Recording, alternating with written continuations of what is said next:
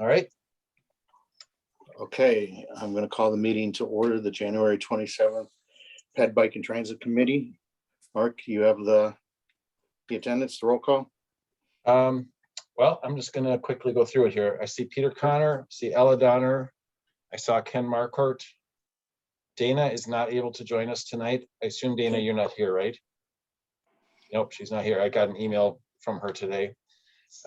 Katie Nelson, did she come? There's Katie.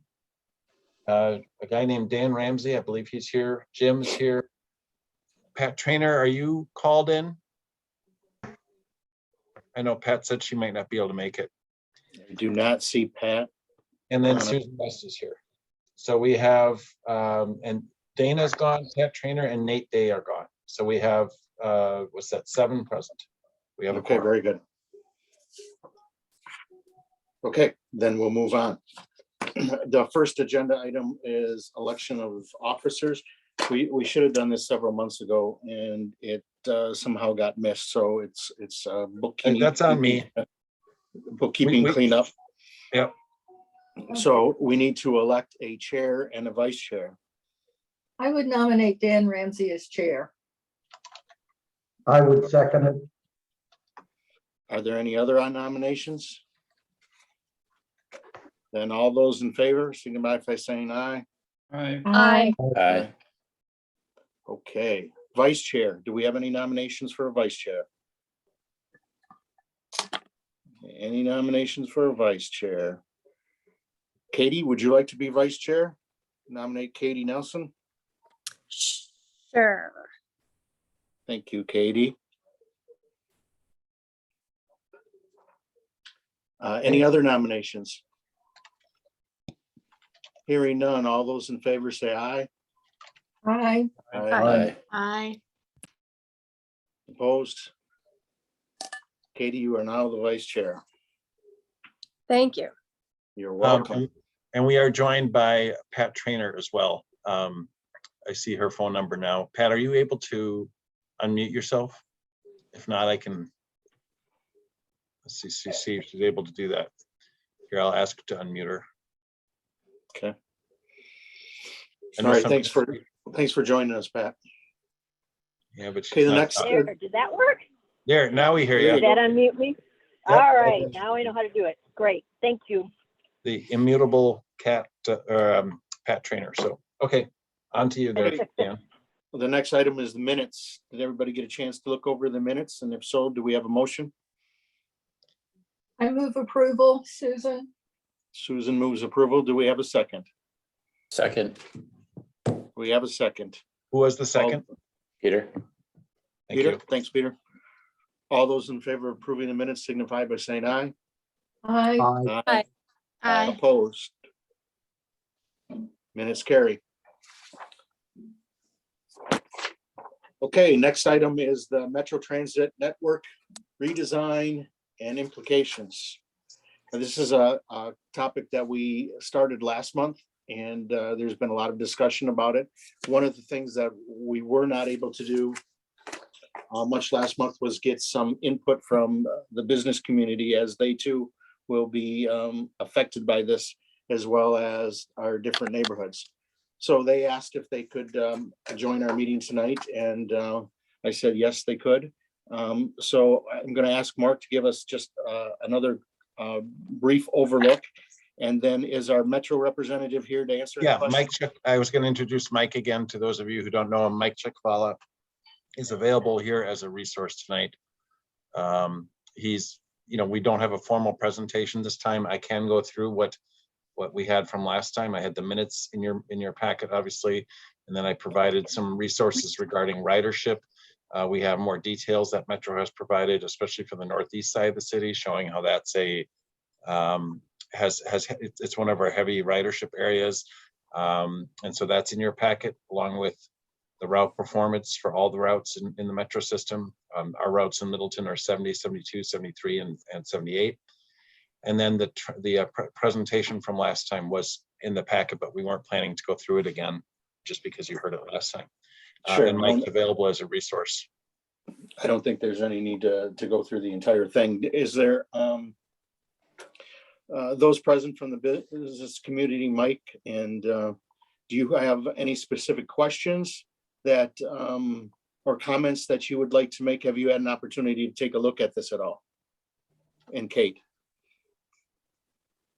This is Mike Frank. Kate, if you don't mind, I'll speak. And thank you, Dan. I have seen that presentation, I think, from last month. I think most of you know who I am, but Mike Frank, I'm a Middleton resident. Although I am part of the Chamber of Commerce Board, but I'm here speaking on behalf of my business. We've been located at 2115 Pleasant View, I think since the early 70s. And I think it was probably Evergreen Road at that point. But I do have, I guess, just a real concern of, the lack of service to such a vital part of our city. And maybe Kate can help me with numbers, but I'm going to guess, there's 3,000 to 5,000 jobs located in the industrial park. And while the numbers and usage don't defend, I believe, admittedly, from that last presentation, the rush hour only routes, admittedly, are very underutilized, and they really just look good on maps. So as we look into the future for, the amount of employees and employers in the industrial park from a recruitment standpoint, I think the loss of public transport is a major concern. Mike, I echo your comments. As the workforce, the limited workforce that we have, throughout the nation, and certainly in Dane County and Middleton, we want to make sure that we're able to get any employees that are willing to travel in any way to our community. And I did send a communication out to our membership.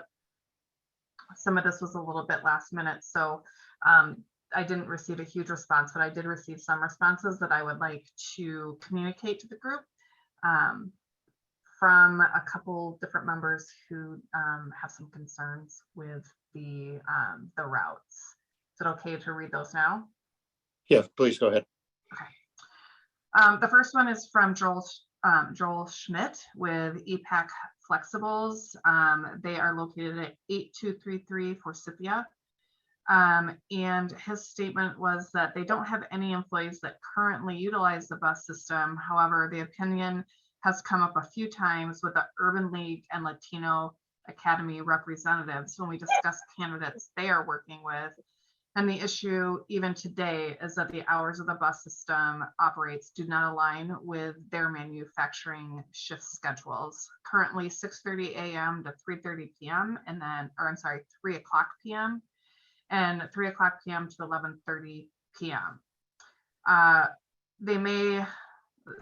We may only ever have 1 or 2 employees that would utilize the service, but it would be interesting to know if any other manufacturers in our area have similar concerns. So again, that was Joel Schmidt, who is a general manager there at EPAC Flexible Packaging.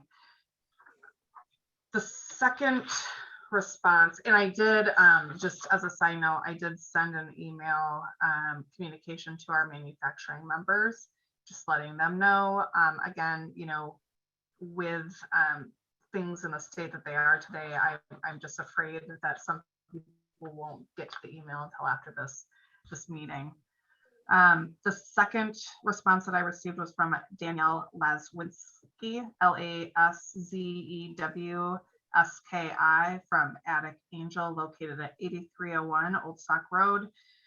And she states, Attic Angel community is located at the corner of Old Stock Road and Junction Road. We have a number of employees who rely on the bus in order to get to work. Our shifts start at various times, such as 6 a.m., 6:30 a.m., 7:30 a.m., and then again mid-afternoon, 2 p.m. to 2:30 p.m., going into the late hours of the evening. So that was a feedback that I have received directly from the business community.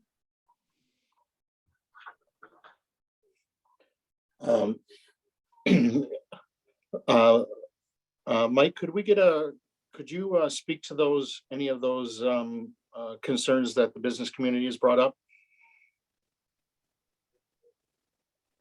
Thanks. Yes, I can speak to some of those. Yeah, I think that was part of our thought with putting the network together. I think what you're hearing is that a lot of the demand in the business park is not necessarily served by the commuter only routes that are there currently. A lot of the shifts are not lining up with the service that's available. Overall, I would say that our system is moving in the direction of having fewer of the rush hour only routes and moving into the direction of fewer routes, but more serving the all day type of patterns. So I think this is a question that we've talked with Middleton staff about considerably in service to the business park. It's not an easy place to serve because it's because of the street network and so forth. But I think we're interested in hearing these comments and how people would use the bus in the business park. So I think this is helpful. From a kind of a process standpoint, I have a couple questions about process. So, and it seems that maybe we got to this a little bit late, where, is it my understanding correctly that you need some kind of idea of direction in the month of February? So we will be showing our draft plan map starting in February. We'll then have a couple months to talk about potential changes and adjustments to it. We'd like to have that finalized by about April, so there's time to make adjustments. Okay, so at this point, and because I think that we need to, at least from my viewpoint, we need to look at this a little bit closer to see how we can, best maximize service for, for everybody that we think needs it. And I think that we're going to have to, there's going to be some tweaking along the way. So my concern was that if we pick an alternative at this point, being locked into that alternative without being able to make some adjustments after some more conversations, as Kate and Mike Frank said, that they've come to this a little bit late and haven't really had an opportunity to weigh in or check with their members to see exactly how this would affect them. Yeah, no, there will be still a couple months. So we'll release that draft map, but like I said, in February, and then we'll have several months to talk about it. What we did want to do is make sure that what we were showing in the draft map was close enough to the city of Middleton's vision for transit service. But that doesn't mean that it can't be changed or adjusted. Okay.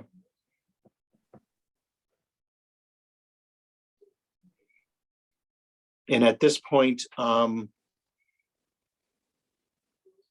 what alternative assumption have you been going with at this point? That one there. So we received some feedback.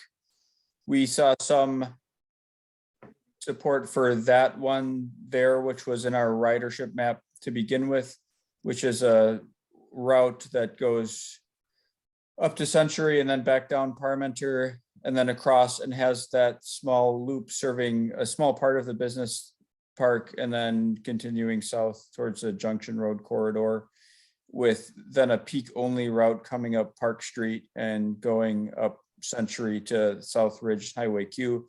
We also received some positive feedback about 2A or something like that, which was a split.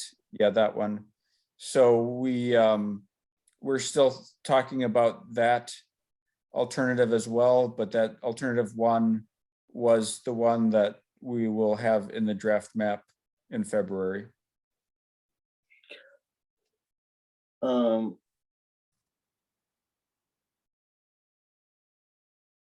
Does anybody else have any questions?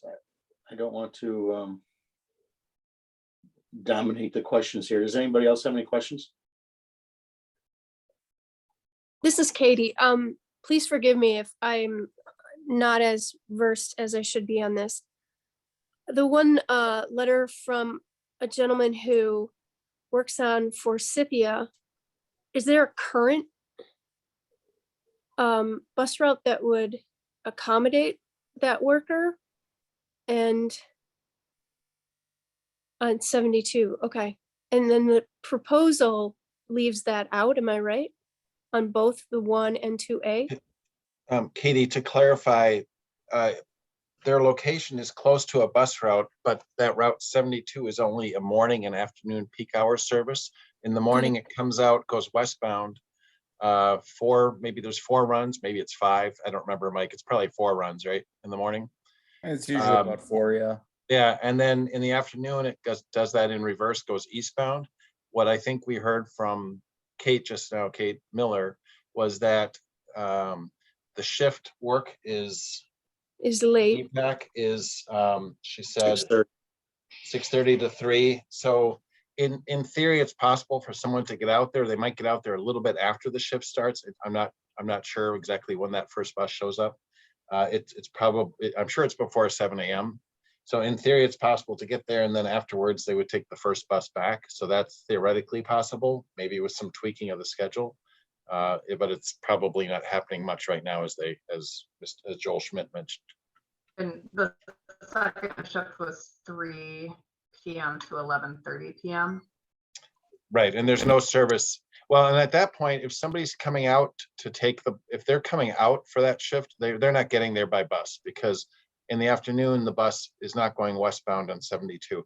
I mean, in theory, they could get out there. I guess in theory, they could get out there, but it certainly isn't a very direct route to get out there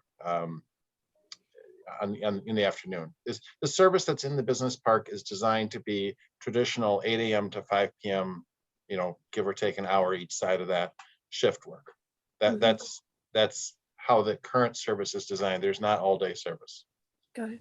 And under the proposed concepts that Metro has been developing, they are showing this loop out here, which is just south of Costco, by Costco, west to Murphy, what's that called? Eagle Drive. Yeah. So it gets kind of close to the business park, but it doesn't get all the way to where Frank Liquor is located on Pleasant View. That would be probably a 10-minute walk, and there's no sidewalks. And then alternative 2A, in either alternative, this loop could be, I think, extended to Pleasant View Road like this. This would actually make Pleasant View Road more accessible. Again, there's no sidewalks, but at least people could get out there within a reasonable length of time with this extra green loop. And I would imagine that green loop this blue loop could probably be modified to extend that far west, right, Mike? Yeah, we've looked at that. I kind of showed both to show the option.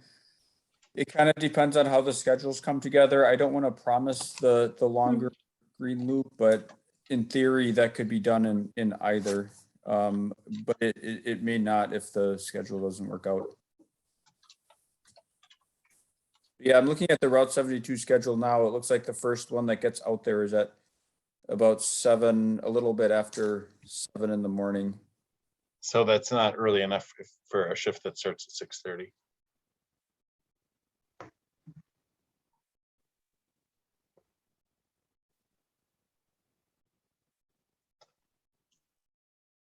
We have some of the best ridership to the business park, from what I understand, has been to, I'm drawing a blank on the name, I think it's called Top Promotions, here in the southwest part of the business park. Is that it, Kate and Mike, Frank? Yes.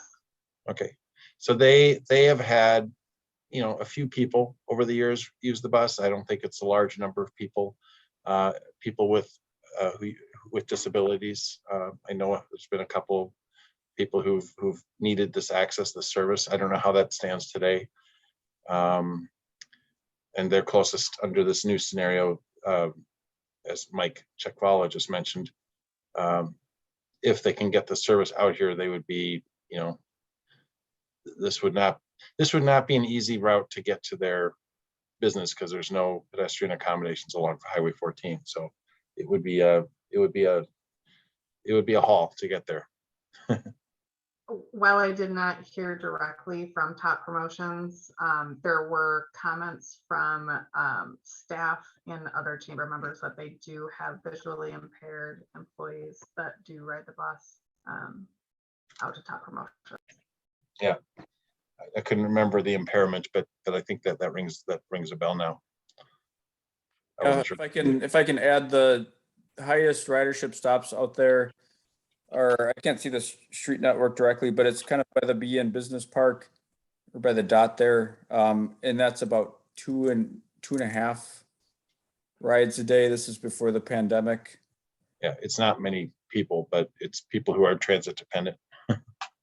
Right. And then up on airport, we have it's an average of 3.7. Is that the one that's by the airport? I think it's right by the word airport there. Well, what that is, That's right by the airport. what I can tell you what's happening there is that's probably a park and ride activity that's happening because the airport put up signs saying, please don't use this parking lot for park and ride. So that's probably my guess is, I really don't believe we have people who are interacting with the airport directly taking the bus.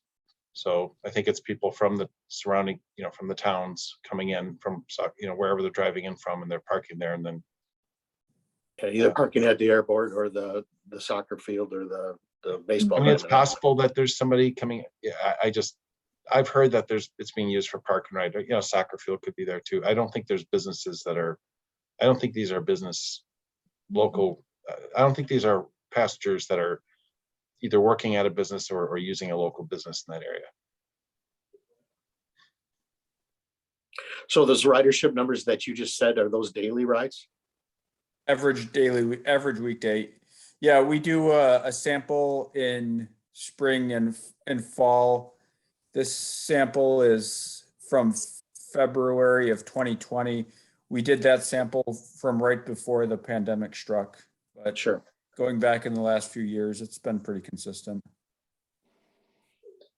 So in our packet, Mark put in some information you must have forwarded to him on the northeast side of town with the Valley Ridge and Q and South Ridge and those stops. So am I understanding that there is between those stops in that general area there, that there's 87 riders a day? Is that what I'm understanding? The ridership is quite a bit higher up there. I'm sorry, I don't have that spreadsheet up in front of me, and but I'm looking at one stop is 42 is kind of the highest one, and then I'm seeing 11. Yeah. 8. So yeah, how many did you say? About 80 a day? Yeah, we got Mark had it up there. It was 80. He had it on ours. It's 87 a day. Yeah, how does that compare to some of the other stops? I mean, we got this information on this, but how does that, do you have any idea off the top of your head how that compares to some of the other busy stops in the rest of the network or in Middleton? In Middleton. So yeah, you can see that one at Southridge and Highway Q is one of the bigger ones. That's 42. That's kind of the end of the line where the driver, that's not the end of the line, but it's a time point. Right. They stop there for a few minutes, but then that other big one down on, what street is that? Branch Street and at Pheasant, and then also Allen Boulevard at Marshall Park. Those are the three highest. That one's 23. And then the one at Allen is 23, or the one at Branch? Branch is 23, Allen is 27.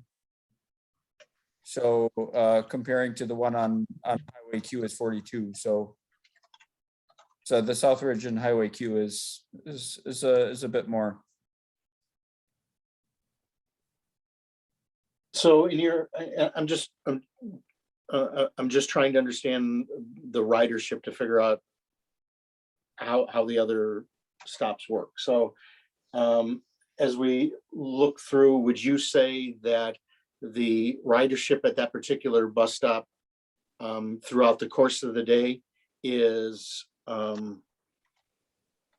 more than other stops time-wise? I mean, I understand that there's total that the total ridership is higher, but what I'm trying to get at is, or trying to figure out, is whether or not how it would work if they just have peak service and then what is it, hourly after that?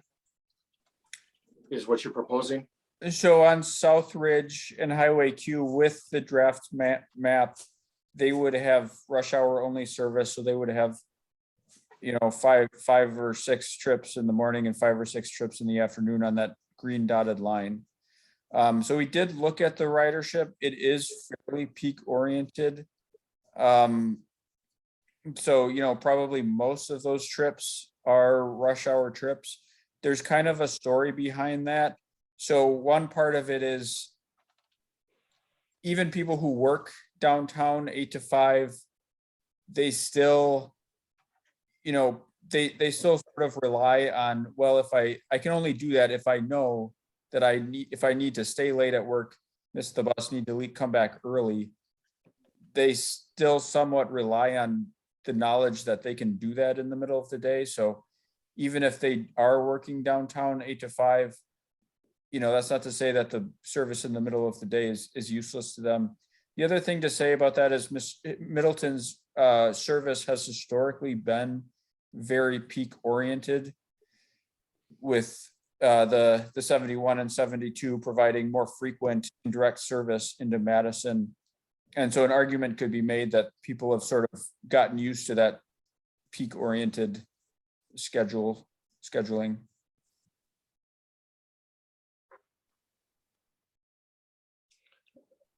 Do any of the other committee members have any questions? Yeah, Dan, I do. Go ahead, Susan, please. Yeah, I'm getting concerned. Are we looking at potential riders? Because and I know you've now got the route along Parmenter, but we're getting a tremendous number of new residents moving in there. I don't know if the Avery's fully rented yet, but with Trotta also going online, that we really need to pay attention to apartment dwellers in these new areas. And I've got to admit, I'm really concerned that there's not more of a route out in the business area. I could see, instead of going down University under the bypass or the Beltline, going more through around Costco and maybe make a loop in there. Because we might not have the ridership right now, but I want to see us providing good bus service so people are less dependent on driving cars. And with all of our new apartments, and some of them more for lower income workforce housing, we need to be supplying transit service also. So I'm just not seeing that this route is doing that. I'm not sure exactly how to do it either. Yeah, Okay, if I can thank just you. chime in, one thing that I'd be cautious about there is providing service that's too circuitous and windy. You know, besides the costs of having more buses and more drivers to do the work, you know, it reduces the viability and the attractiveness of the service. So you're not, it's a good thing for the people who are served by those loops and deviations. It's basically bad for everybody else who's on the bus. So I'm not arguing for or against anything. I just think when we put these together, we kind of need to keep that in mind, that if we make it too circuitous, as Route 70 currently is quite circuitous, what you see is a reduction in the demand as people have to go through those loops. For example, if you go, Mark, if you go to the ridership red dot map, You know, there could be other things going on at play here that, yeah, there. But you can see as you go to the west, the ridership really drops off.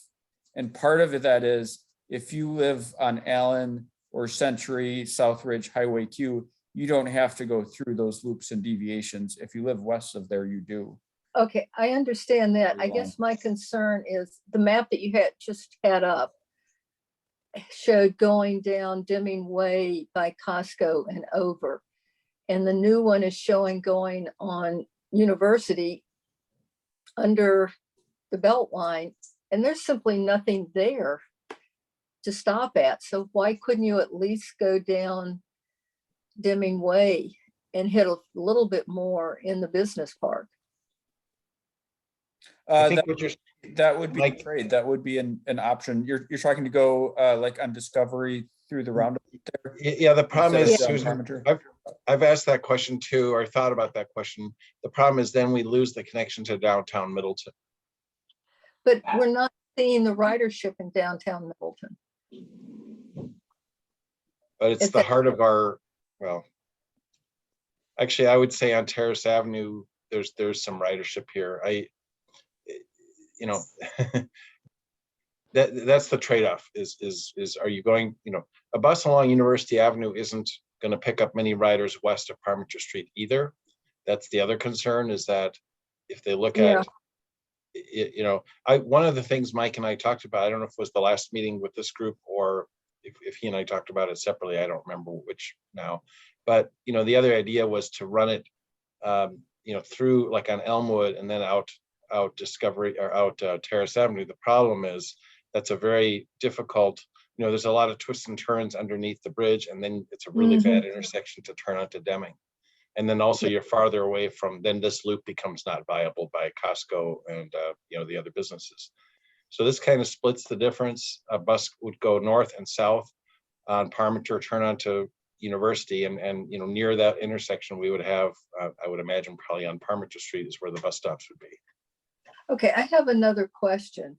Have we ever done, and I don't know how to do this kind of survey, but perhaps working with apartment owners to see if they could get their residents to fill out a survey about potential bus use?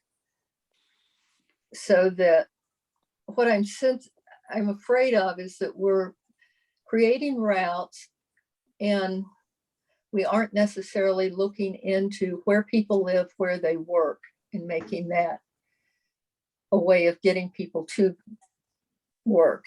That we're creating routes based on ridership of the current system and not what could potentially be done or needed.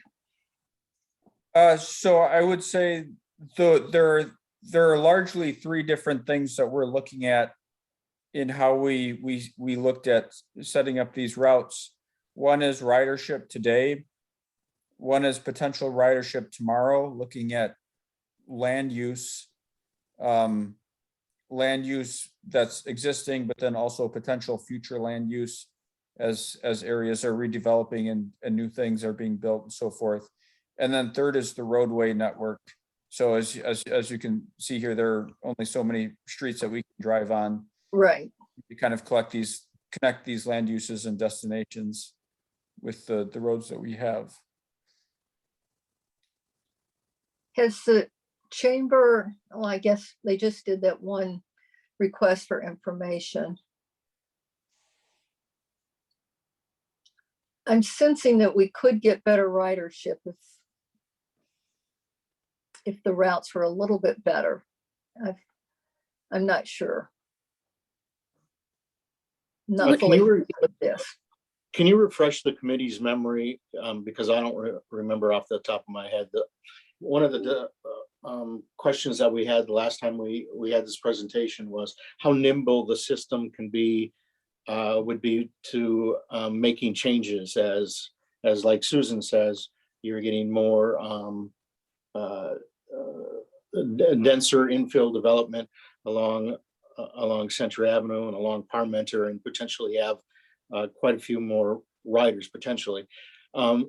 Whatever system or whatever routes that we end up with, how nimble is the system, or how long do we look at it? Every 2 years, every 3 years, every 5 years?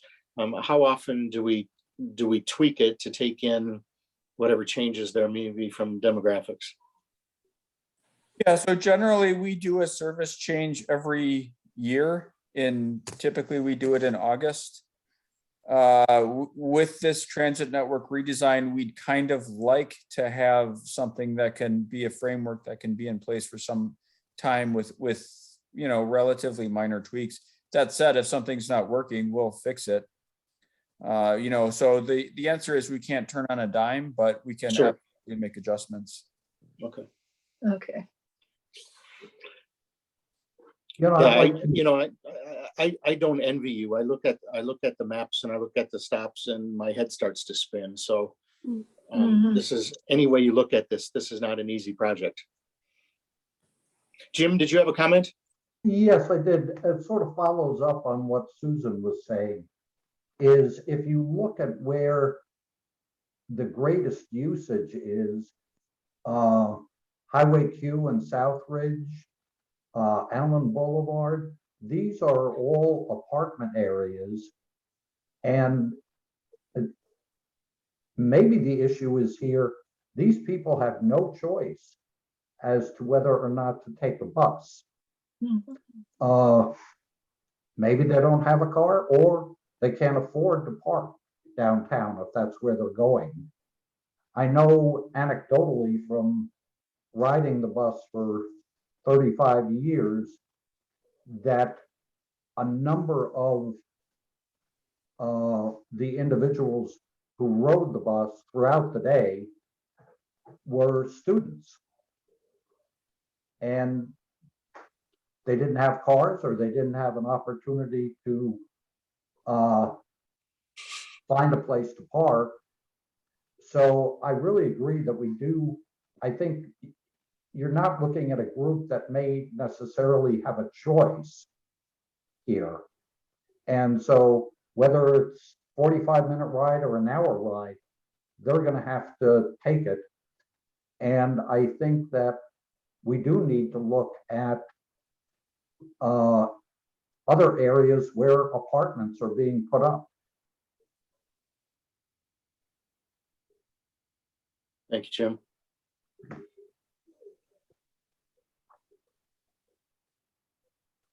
Does anyone else have any questions? Kate has her hand up, by the way, and I think Katie also. Okay, I didn't see that. All right, Kate, go ahead. Thanks. So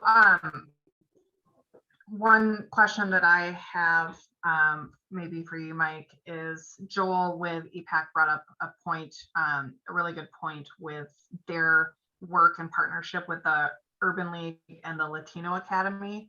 And I did reach out to both those organizations, but again, their lack of a response, I don't want to assume is because they have a lack of interest. I think it's just they're extremely busy organizations that may not have had an opportunity to respond in a short time. So have there been conversations, as I'm looking at this through the lens of a labor shortage, and trying to ensure that our business community, our manufacturing, everybody has an opportunity to get employees to help their business operations. Have there been discussions with the Urban League or the Latino Academy or other placement organizations like that? We've done some outreach. We have had some focus groups. We have had some contact with some of those organizations. I don't have it all at the tip of my fingers, but yeah, we have had focus groups and targeted outreach. As far as providing access for employment and helping the labor shortage, yeah, I think that's part of what we can do. I think that needs to be taken in context with what's actually being used. A lot of the time when we've talked to businesses that have had labor shortage, they have a lot of these, real odd shift changes. And so they say, can we have bus service? And we say, yeah, but it costs money and things like that.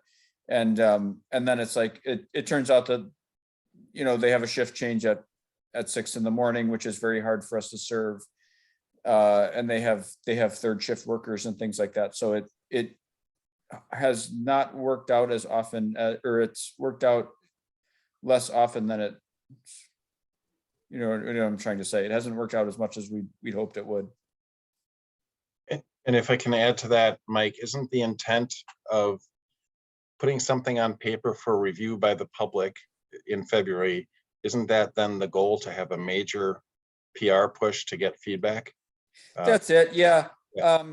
We've also found that people respond to things when they see proposals and maps that look like they're going to happen.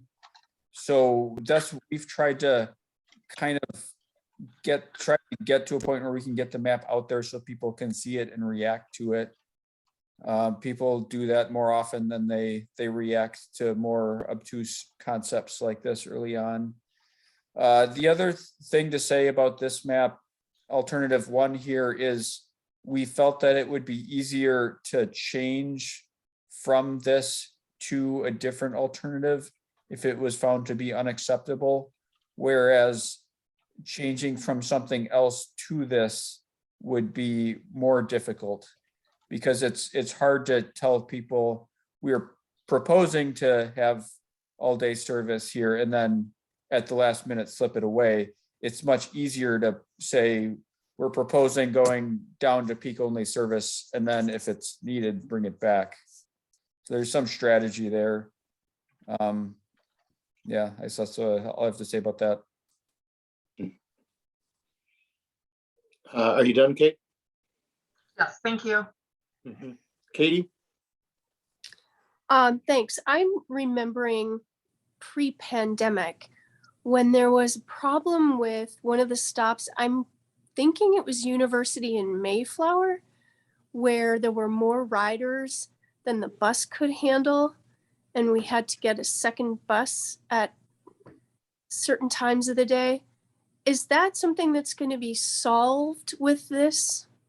That was on Branch Street by Walgreens. Branch okay. and Franklin is where I saw that happen.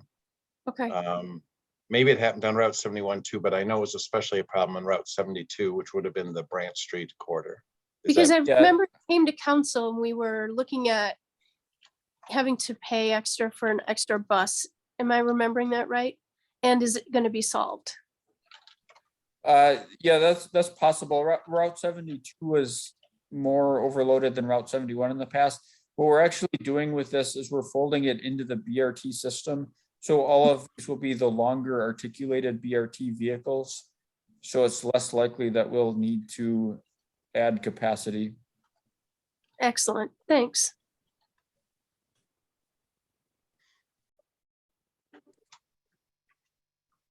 Do we have any other comments or questions? May I make a comment? Yes, please, Ken. It seems, you look at this and everything is trying to funnel in and out of Madison, but do we have anything internally? Do we know how many people would say come from Q&M to go to the business park? Do we have any data at all for internal bus service within the city? It's very hard to understand where people are going. We know where they're getting on the bus. We don't know where they're getting off the bus.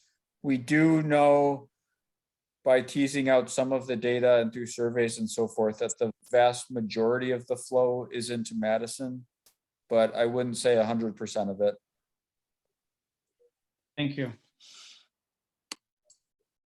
Just from my observation, knowledge, when I rode the bus in the 90s, and then just observation periodically when I see people at bus stops or getting off the bus, I wouldn't be surprised if that number is well over 80% that are oriented towards to Madison, as opposed to boarding in Northeast Middleton and or for that matter commuting from Madison into Middleton. I would venture to bet, Mike, I like your judgment on that, but the ridership is probably of all the riders assigned to routes 70, 71, 72. Let's just stick with those right now. those are the peak hour north-south buses, and then the all-day bus service on Route 70. I bet 80% of the riders boarding, of all riders on the bus are going from Middleton to Madison. Would you guess that? That's probably a reasonable number. Yeah. 85%. Or even said 85, okay. I was at 82, 85. Oh, I didn't hear the 80 part, okay. But the point is 4/5, 80% is, that's a lot. It's a pretty conventional commute flow for the most Yeah. part. There is some And- people going in the other direction, but Right. And Alder West made several of you actually have made this point about, Jim, I know you did too, about planning for our future multifamily housing is. And what this does, regardless of if it's, I'll focus on alternative one. It definitely improves or provides good service along Parmenter Street. The Parmenter Street corridor, Century Avenue has got a couple apartment buildings, the existing one that went up on Stagecoach, and there's one proposed now by Pick and Save. We of course have the one going up at the former On Common Ground site. Our apartment buildings, by and large, that are under development are by and large well served by alternative one, with the exception of where the Kestrel is, the University Avenue corridor, but that would have peak hour service. When I first saw this, my reaction was not unlike what we've heard here and what I've heard from Dan representing the northeast side of the city is, the northeast side of the city is a very heavy transit ridership part of the city. And my nervousness with this has been that the ridership that they would not have good ridership all day. That's why getting the data and showing that it's largely peak hour serviced has helped ease my concern a little. But that said, what we're also asking these people to do, and this has not been said today, is they are not going to have the direct route down Allen Boulevard into Madison. They're going to have to go down Branch Street and then down Park Street, Gammon Road, and then east on, is it Old Middleton Road, Mike? Old Sauk to Old Middleton. Old Sauk and Yep. So that's probably adding, I would bet that's adding 10 minutes to their commute. I'm just guessing, but I would guess a 10-minute addition to their commute. Now, again, having been a bus rider, and I don't think the trends have changed too much. Once you're on a bus, one of the advantages of taking the bus, not having to worry about parking downtown if you have the option to drive, if you're a by choice rider, you are choosing it because parking is difficult, or you want to be able to work or read a book or listen to music or whatever as you're a bus rider. So people who take the bus obviously have their routines with how they spend their time while traveling on the bus. So comfort and convenience are important factors, but once you're on the bus, is adding 10 minutes to a 25-minute commute a noticeable difference? In my opinion, it's noticeable, but for some it might be acceptable. I don't know. I'm just pointing out that that's part of this feature of this service of alternative one. Alternative 2A maintains much more direct service for the northeast side, but it comes at the expense of frequency of service along the Parmenter Street corridor. So instead of having 30-minute service, isn't it 30 minutes all day long under alternative one, Mike? Yep. It's 30 minutes all day long. So going to this then causes buses to alternate in terms of, one bus will go to the northeast side, the next bus that comes out then goes and does the loop to the west. So now we're going to midday hourly service middays, which, the bus may well come by your stop at 10:15 and 11:15 and 12:15, but if you miss it, you're stuck for the next hour. So these are the trade-offs that we need your input on, and what you find acceptable. And keep in mind, this isn't unique to Middleton. This is system-wide. This is the type of discussion that Madison Metro is having.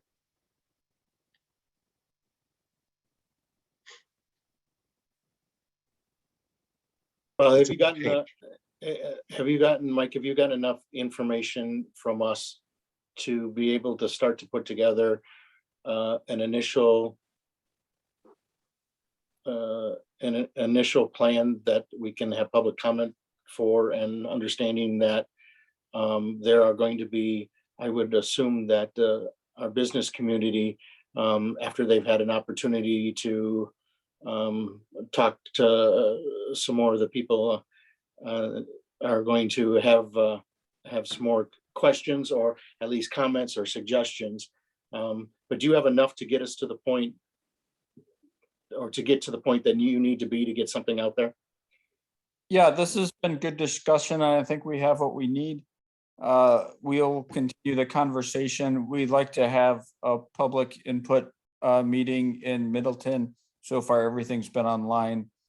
But we'd still like to have kind of a Middleton focused public outreach session. So, we'll work with staff to set that up, and we'll see how people react to this. Yeah, because I'm not sure, and I can't necessarily speak for the entire committee, but I know that I still have questions as how this is going to work out, and just my own personal bias. I represent the Northeast side, and I struggle very much with what is the busiest bus stop ridership wise losing service. So, that's my own personal plug. But if you have enough information from there, if we don't have any other comments, I invite the chamber to forward any comments they may have, and Mark will get a hold of you and see if we can't put something together so that we can get some more of your input before we get to the next stage where we have to kind of reply to what they've put out. Fantastic. Yes, thank you. Very good, thank you. Are there any more questions or comments on this agenda item? All right, we'll move on to the next. Mike, thanks for taking your time to come meet with us again and answer all the questions we had. We appreciate your time. Yeah, thank you. Just to add, we do have a website, mymetrobus.com/redesign. Also, you can get in contact with us. You email us at metroredesign@cityofmadison.com. That email goes to myself as well as the project team here. So thank you. It's good discussion. Thanks, Mike. Okay, let's move on to the agenda item number 2, the Elmwood Avenue pedestrian and bicyclist safety.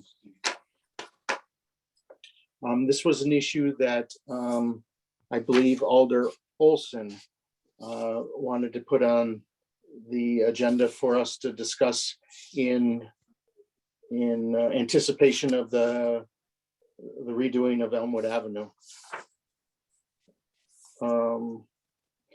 And I think that did everybody get the emails from, I got 5 different emails.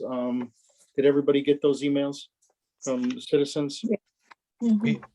Dan, we received, I was copied on emails from Tyler Emmerich, Dominic Bindle, Rebecca Barnhart, Karen Furlong, Claire Bittner, and Janine Bindle. So I got 6 emails. And I got 5, I believe. Did you name Kelsey Scogland? No. I got an email from her. And the rest I also got, the ones you had. So is Kelsey, maybe she's one of your constituents and wrote to you directly? I think she's on Elmwood. She's on Elmwood. Okay. Well, I may not have been copied. That's fine. I don't think I got one from her. I can try and forward to you guys. Forward it through Mark, please. Sure. Kathy, would you just like to give a brief summary of what you've been talking about and this agenda item? Sure. This started, Thanks. I've always been get comments about traffic on Elmwood, but over this last summer, there was an incident with a child being on a bicycle being struck by a delivery car.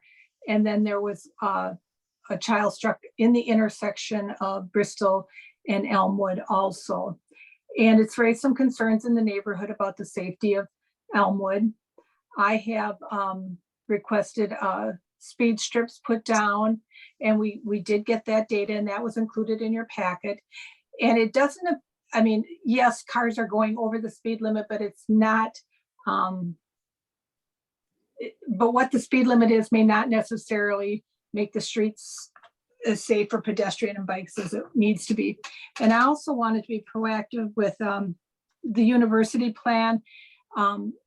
Elmwood has always been designated as the bicycle route. Is that correct, Mark?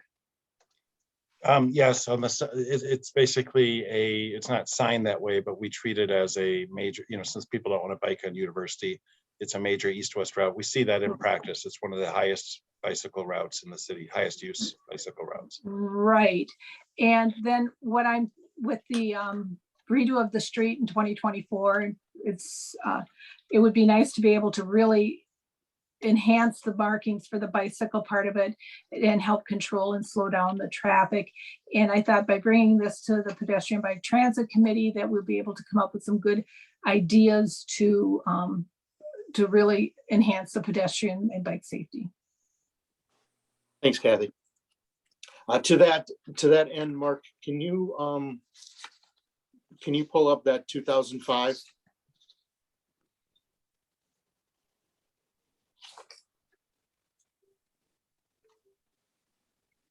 Network plan, is that what you're Yep, wanting let's to go see? Or to access map? let's go to the traffic calming program overview. Oh yeah, there it is. Thank you. It's been a long time since I've looked at this, so I'm glad you did your homework. Well, this was also forwarded to us in an email from Kieran Furlong. Right, So well, right, that's true, right. This is this particular segment of this management program shows a lot of different calming ideas, some of which we've talked about before. So what I wonder is,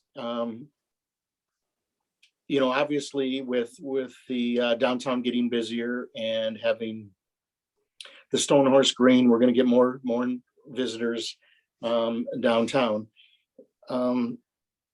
So potentially we'll get more traffic. I'm wondering if it wouldn't be judicious of us to take this report, this section of this report, forward this to Public Works, so that when we get into the design of Elmwood, that we look at these traffic calming measures and plan which ones that we can put in the design, right away from the design. So at that point, it's designed in there. We know what the costs will be, which then helps us later in budgeting. But Mark, do you want to just kind of go through this a little bit so we can take a look at some of the different techniques there were?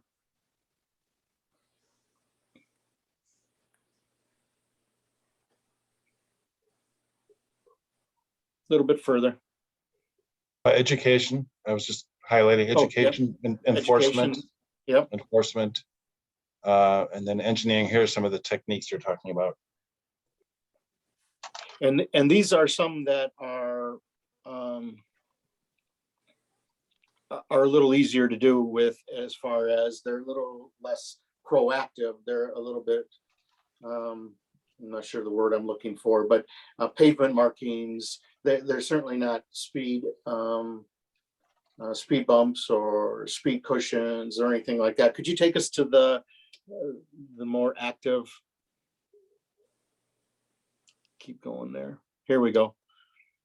Here's where we get into speed humps, speed bumps. And you go just a little bit further. Raised crosswalks is a good one. And then just a little bit further past that, the median, and there's also the one that's the circle that makes like a mini, almost makes a mini roundabout. This one, yeah. Yeah. You see this a lot in Madison on near Trader Joe's. I can't remember the street's name, Commonwealth. I can't remember all the streets there, but there's quite a Down in the West High School neighborhoods. exactly Yeah. south of that. Yep. I've seen a lot of them down there too, and they work very well. They actually work very well. So I think that the concerns that have been brought up by the area residents are no doubt very valid. But I think that we need to, in my opinion, I think that we need to have Public Works in their design program take a look at these different measures and see what measures that we can add in. Another thing that we talked about as a committee now for the last couple of years was the Complete Streets program, and we need to move forward to finishing that and getting that to our Public Works committee so that they can put some of that, because this is going to be a partnership. Anything that we do is going to be a partnership between this committee and Public Works, because they're going to be the ones that put whatever we recommend into practice. Susan, has there been any discussion? You're on Public Works, correct? Yes, I'm on Public Works. Has There's there been been, any discussion There's- on any of these? no, and I'm almost thinking we need maybe sometime a joint committee. Because traffic circles, I haven't even seen it all brought up on Public Works, but they're a fabulous idea. And I know in those street areas around West High School, it's really made a difference, and you cannot go flying down some of those streets like you used to be able to. Mm-hmm. And so I think this would be a good idea. I know up in my neighborhood, people have the same concerns, not in Middleton Hills, but in just south of Century, or yes, south of Century. That area, traffic calming things are a big thing. So I think Public Works needs to be reminded of these options, so that when, we contract out to have designs built, that we're giving instructions to put in traffic calming on these streets. And I think even, I would say, the lines on the sides of the road, and Mark, you might be able to comment on this also, but I think when we got those on High Road, I've got a sense now that people go slower than when we didn't have the bike lanes on each side.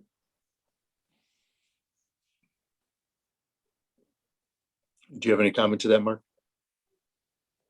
I do not. I think that it's a matter, I don't know if we've done any studies that show a difference or not. Sure. The idea with the lines, I do think it creates a visual change that heightens awareness between separating bicyclists from motorists. But I also know that, you do see people who straddle the lines. For instance, when you come down Park Street and you turn the bend by the pool, virtually every vehicle, as they make the turn, will cut into the bike lane. So obviously the bike lane does not protect a bicyclist, but it creates a visual reminder that that's an area for bicyclists to be. There's a lot of communities, cities that are moving to protected bike lanes where you put posts, but that problem with that is, especially in a climate like ours where we have snow, that it makes it very hard to plow or to sweep, for that matter, in the summer. Madison has started putting in a few protected bike lanes. Sometimes you can use, cycle track where a car, where the parking is, where you have the driving lane, then you have a park lane, and then you have the bike facility, alongside the sidewalk, basically. Madison has done that. I can't remember the name. There's so many B streets in Madison. I don't know if it's Bassett or which one, but the one when you go on east on when you're driving through campus, just as it makes the turn up the isthmus, you take a right to go to John Nolan. Whatever that street is a great example of Broome. Thank you. Broome. Yeah, I'm swept up in B names, Dan. Yeah, So. I see that. Yeah, Thank you. so Broome Street has a couple blocks where Madison has really done in my view, a nice job using green pavement markings, by the way, too, which I think are really effective. Yeah, I really like those. I think Public Works needs to hear more of this. Mhm. And Susan, being on Public Works, would your recommendation be that this committee forward this plan and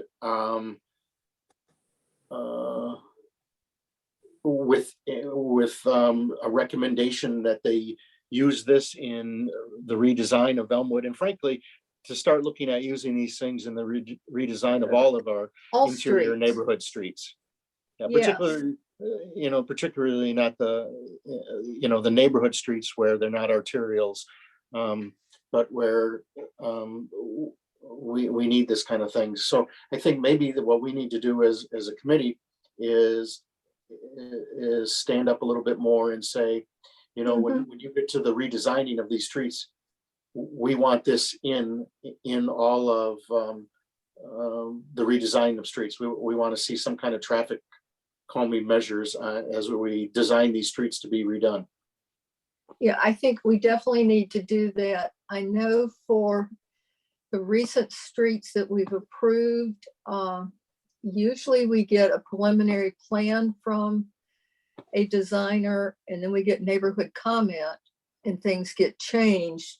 But I think it would be more efficient and cost effective even for the city if we're looking at issues like this before it goes to the engineers even, and give them instructions to do this. Well, if they have instructions to do this before we get to public comment, then Yeah, it would be much better. Yeah, I think that would be a better way of doing it, and then it can go to public comment again and can be tweaked. But Right. but by doing it this way, then it becomes part of the ingrained system.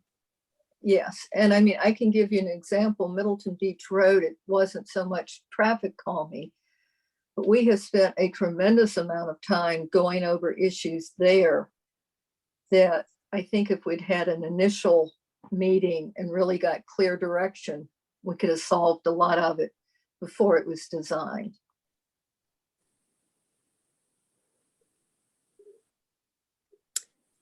This is Katie. Can I comment? I really love the idea of a joint Public Works and PBT committee meeting. I think that would be great. And as someone who's on the sustainability committee, I think that it's a wonderful thing to have a little less concrete and something to have like native plants and things that wouldn't need to necessarily be mowed on a weekly basis. Low growing native grasses or something. I think that these traffic circles are a fantastic idea. And my question is, can they be retrofitted? Thinking of, if you're, thinking of Elmwood, could one go on Park Street at Elmwood? Yeah, this have to be something that's a very good question. We'll have to talk to Public Works about whether or not there's enough room, but that's an excellent question as to whether or not we can retrofit them. And Kathy Olson, you have your hand up? I do, and I just want to say thank you for recommending this to Public Works. I also wanted to ask if you could ask Public Works if there's any interim measures that they could do, enhance crosswalk paintings or anything like that would be appreciated also. And before we leave this topic, I did want to have everyone take note of the Pacer scores that I sent over to Mark today, as far as the sections of Elmwood and how they're, I don't know if you can make that bigger, but the section from Parmenter to Bristol is a Pacer score of 5, and from Bristol to Park is a 5, but yet the Parmenter to Bristol is 2 years behind the repair. And I don't know if there's any way to make this so this could be more streamlined so that the whole section of highway or roadway could be done at a time, given the same Pacer scores or not. But I just wanted to flag it as something that I noticed, and if we could do a whole section with these enhancements, it might be cleaner. So thank you. Kathy, I think one problem might be the cost of those, and Right, If right. I have a feeling if it's a complete reconstruction with reconstruction of sewer and water mains, that might be why it's being split into two. I don't know. For recently for Middleton Beach Road, it came in so much over cost, the estimate, that we're having to push back doing Middleton Springs, which was also scheduled. Mhm. Well, I was And just thinking Middleton that, Beach Road is replacing water and sewer, so that's it makes stuff incredibly expensive. yeah, I'm just thinking of Elmwood, if different flip-flopping the sections or whatever, if possible, but that's up to Public Works. So I just wanted to flag it. Thank you. Dan, Thank I you. have a couple more comments. I think Please. as to Katie's question on planting native grasses, this is something we have done in the past. And especially when Penny Klein was on public land. So I'm not sure whether public lands instead of Public Works is doing the maintenance of the medians and roadways. But I know we had lots of native grasses, as you know, on Allen Boulevard. And they've been taken out partly because of complaints from business owners not liking them. I agree, I prefer them, but I'm just saying this is going to be a bigger issue and maybe needs to get public land staff involved also. I think to get this ball rolling though, Susan, if you would, or someone would feel as though motion to Public Works with Yeah, a recommendation. I would recommend, or I would make a motion to send this topic to Public Works and potentially also include, maybe just for the education, a joint meeting so that both committees can be on the same page as to information. Very good. I'll second. Thank you, Katie. Does anybody else have any comments or? I would like to make a comment about, I like the idea of coming up with a committee comprised of members, both of the pedestrian, bike and transit and Public Works, to come up with some ideas. And then there would be more of a joint commitment on this. Now, maybe if we have a joint meeting, something like that could come out of it. I think that could come out of a joint meeting. So do I. Thanks, Jim. Ken, Peter, do you have any comments? Yeah, we got the same problem on South Avenue. I mean, I've talked to Kathy Olson, and we put in some stop signs. I know this was earlier in the year with this, and it seemed to slow down the traffic. But particularly when you have long runs on these streets, there's tendency to be picking up a lot of speed. I'm certainly in agreement. Anything we can do to slow down the traffic. The other thing I've noticed in my travels is down in Chicago, they got portable speed bumps where they put them in the summertime. And then when they need to start plowing roads, they take them out in the wintertime. So there's some other options that we might want to think about to temporarily slow down traffic. I don't know what the cost of these would be, but this is certainly it's not unique to Elmwood Avenue. It's kind of endemic for the whole city, a lot of these speed areas. Thank you. Thanks, Ken. Yeah, I have another comment. Sure.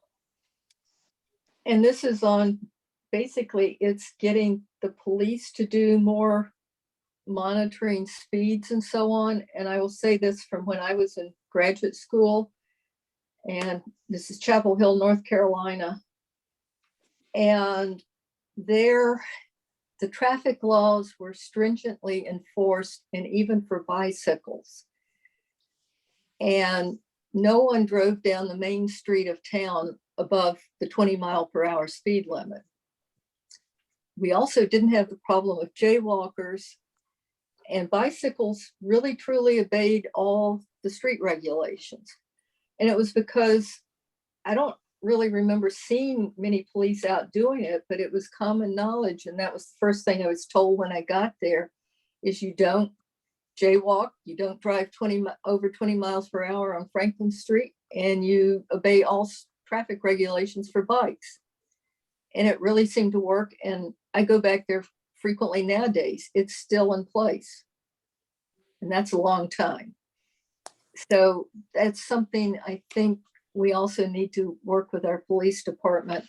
I know they don't have the staff right now, but that might be a possibility to get more of that type of work done by them also. To Susan's point, there are cities and towns where if a pedestrian puts a foot near the curb, all the cars just stop on a dime because they know they're going to get a hefty fine if they don't stop for a pedestrian. And I want to know how you train these drivers to do that, and whether now we need to get L&O involved to figure out some serious fines for anybody not stopping completely or drive. I mean, I live on Park Street and we have the lit crosswalks, and I counted like 6 cars that went past me after I pushed the button today. This is how you do that, Katie. And I know because I spent a lot of time in the Isthmus and on Williamson Street. And this is how Madison does it. They have 2 or 3 cops every once in a while and they have some pedestrian that they've hired or some volunteer that stands at a crosswalk and puts their foot out there, and whoever goes through and doesn't stop, they get pulled over right away. Wow. That's the same as the bar checks with underage Yeah. customers. It works. So yep, it does work. Are there any more questions or comments on this topic? Yeah, I had a comment, and not being a driver, do you think if a reduction from 25 miles an hour to 20 would make a difference? Because I'm thinking with University Avenue is 35 for part of it, and then 30, I think, from Park Street to Parmenter. Do you think any more reduction on the residential streets would deter people from using that as an alternative? I think that, there's a potential that it can, but I go back to Ken's comments, which are wherever there's a long street, there's the tendency, if there's not something to physically slow people down, there's a tendency just to continue to increase speed. So while I think that might have some merit, I think that we might be better off with some kind of physical, whether it's speed bumps, whether it's portable speed bumps, whether it's traffic circles, whether it's speed humps, but some physical reminder or some physical detriment to going faster is probably going to work the best. Yeah. Physical impediment. Thank you. Impediment. Very good. All right, because that's what I wanted the minutes to say that you said. So absolutely, impediment. Just kidding. That was not my Wordle word for the day. That's only 5 letters. Yeah, I know. Can I make a couple observations? One is you also want to make sure that the fire department is involved. They may have opinions on some of these physical impediments, so I think that's an important consideration. They do not like sharp turns, like the corner that I live on. Well, with a lot of these, and of course, Public Works would speak to the fire department, but with a lot of these traffic circles, they're not so high that a fire truck can't just go over it. Right. They're designed so that you can still be able to get emergency vehicles back and forth. So while I understand that that's certainly with some of the impediments, that certainly would be an issue. I don't think that the fire department and their vehicles would be in any way, shape or form hindered by a traffic circle. Yeah, actually, I would like to know, would they prefer traffic circles over speed bumps? Good question. I think this traffic circles might be less of a problem for them. Okay. Well, if we don't have any more questions or comments, there's a motion. Can I ask you about the motion? I'm seeking clarification and actually not just clarification, I'm offering a suggestion as to what your intent is. Does that Okay, look good on the screen? Read the motion to, oh, you got it on the screen. Susan, take a look at the, I at the am. motion. I would say along Elmwood Avenue and similar other streets in the city. Because it needs to be more than just, Yeah, but, I mean, the agenda was labeled for Elmwood. Right, right. Um, And I want Elmwood specifically notated because I want this included in when they go out for design. right. So I'm saying, Mark, Elmwood Avenue and other similar streets. I think that's going to be a natural result when that goes for that discussion. No, So- I would put that in. Well, I'm not, you are the maker of the motion. So if you're asking me to put it in. I would that's- like it to be put in.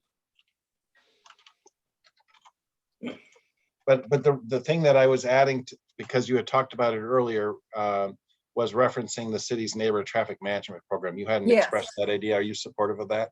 Yes, I'm supportive Okay. of that. Because what I've found over the years is that Sean Stowski, when he gets referrals, he wants to know why and what specifically you want done.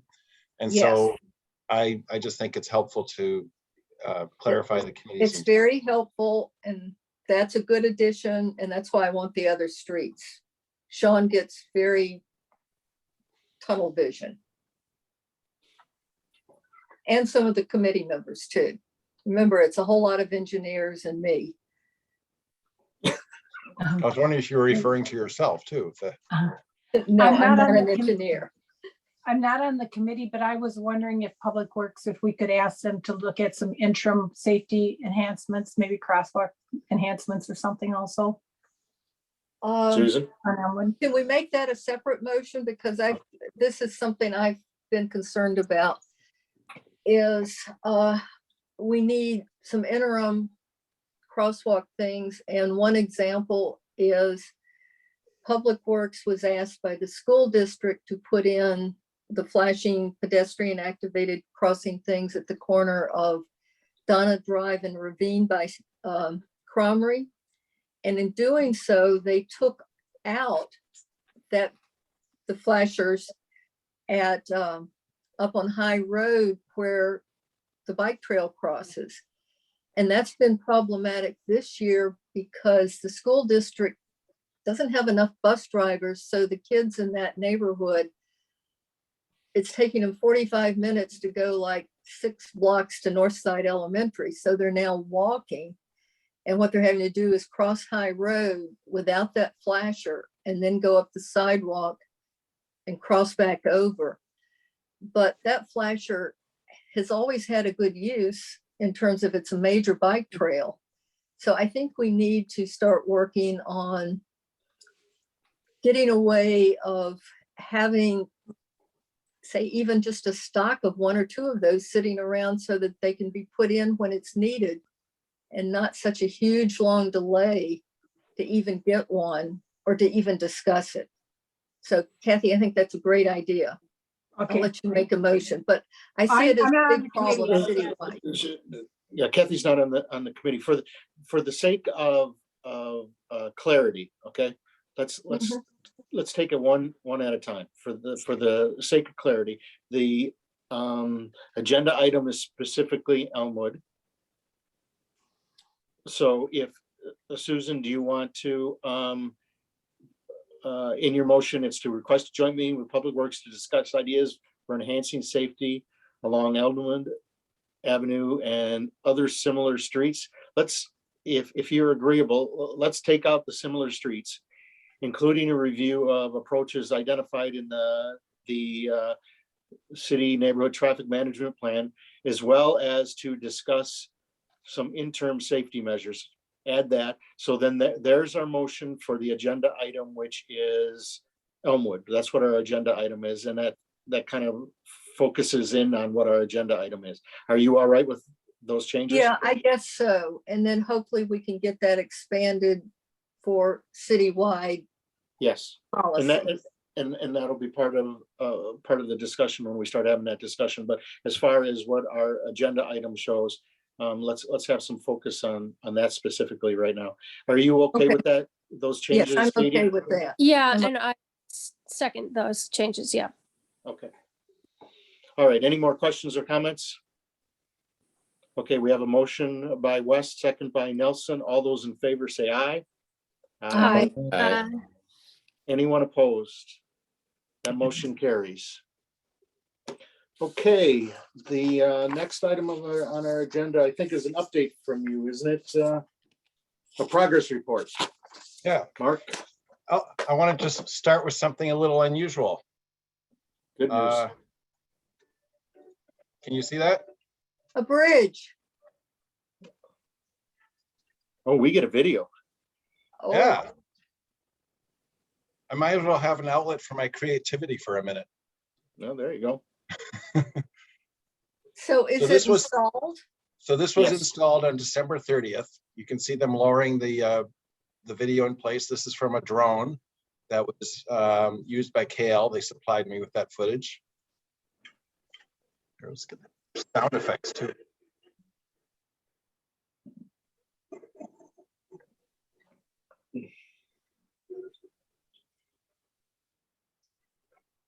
First person walking across the bridge.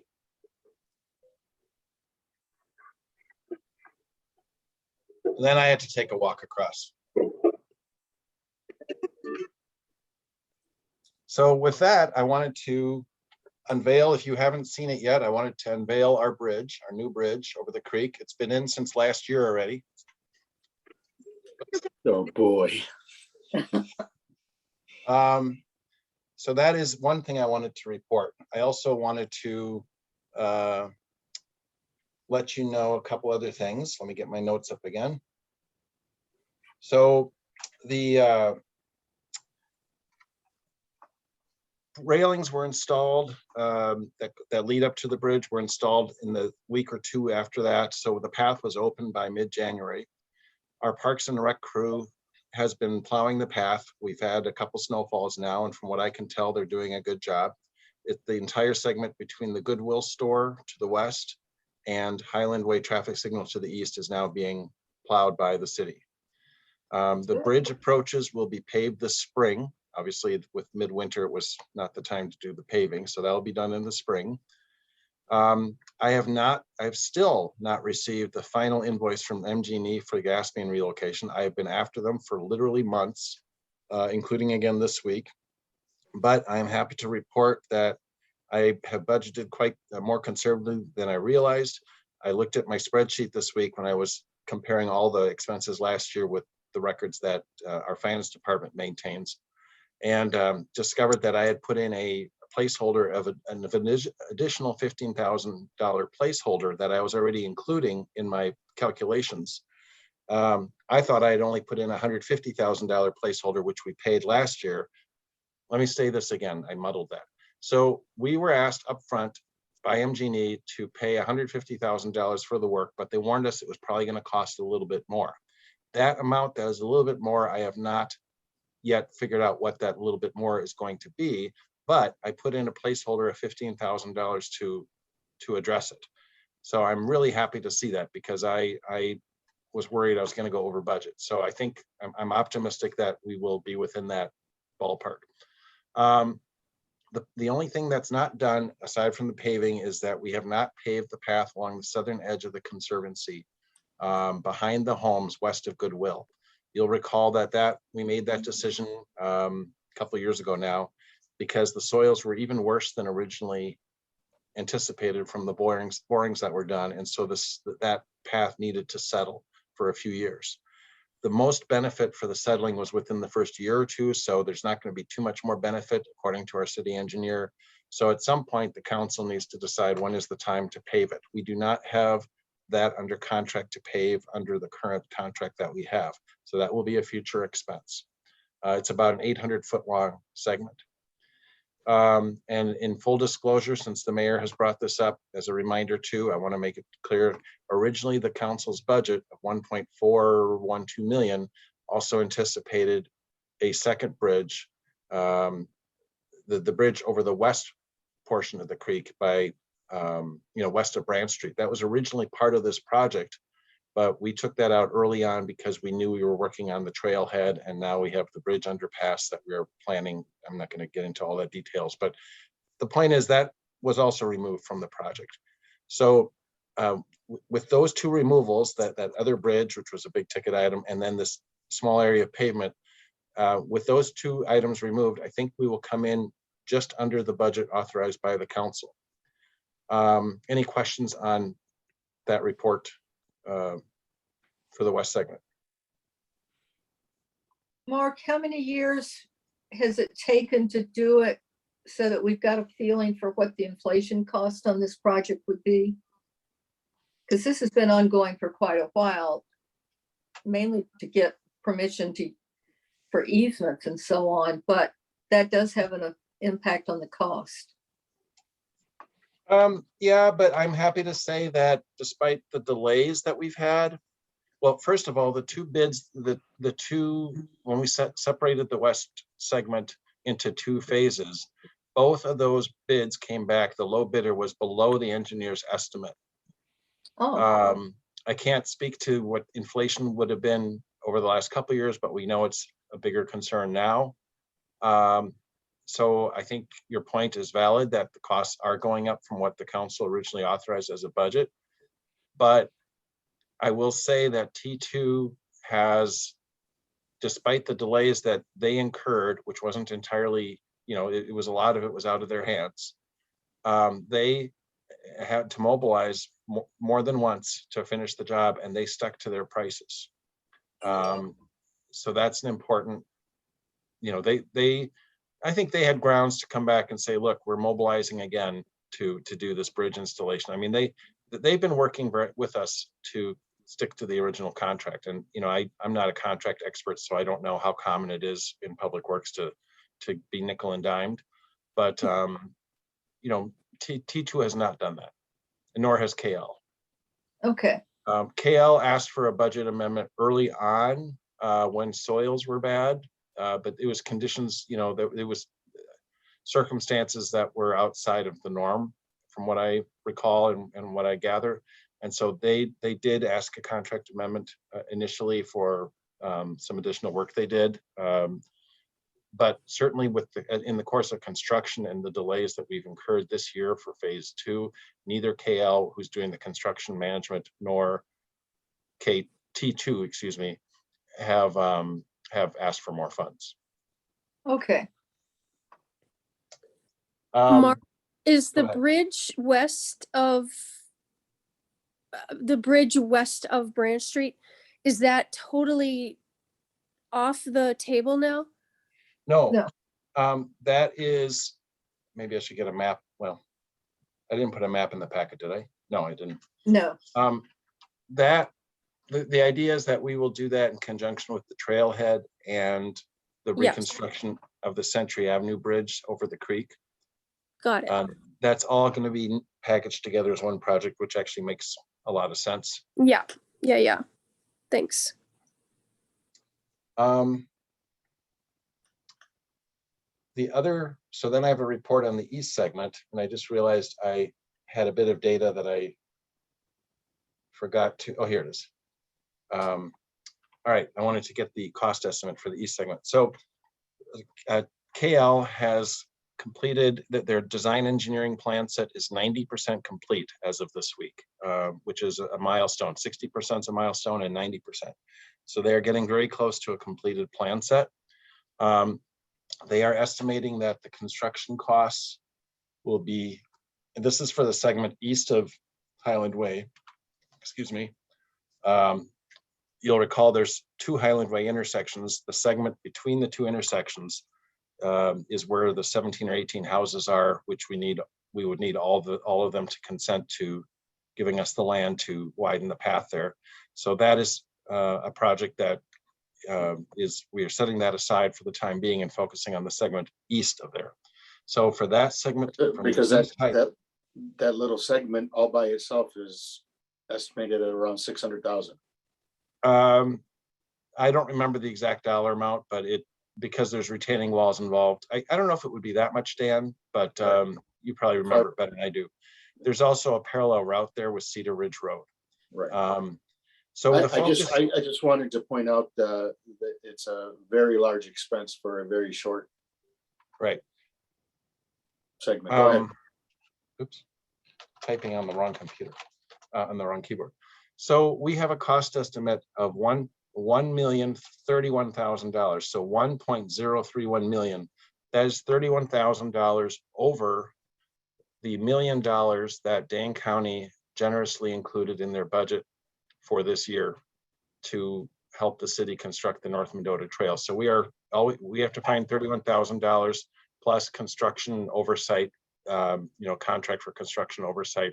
The council will be hearing about this at your committee of the whole meeting on Saturday. There's, Bill Burns has a plan for how to deal with that. I have started reaching out to property owners. I have enthusiastic response from Arbor Lakes Apartments. They've had several residents come to their management company and say, hey, we see the path going into the west.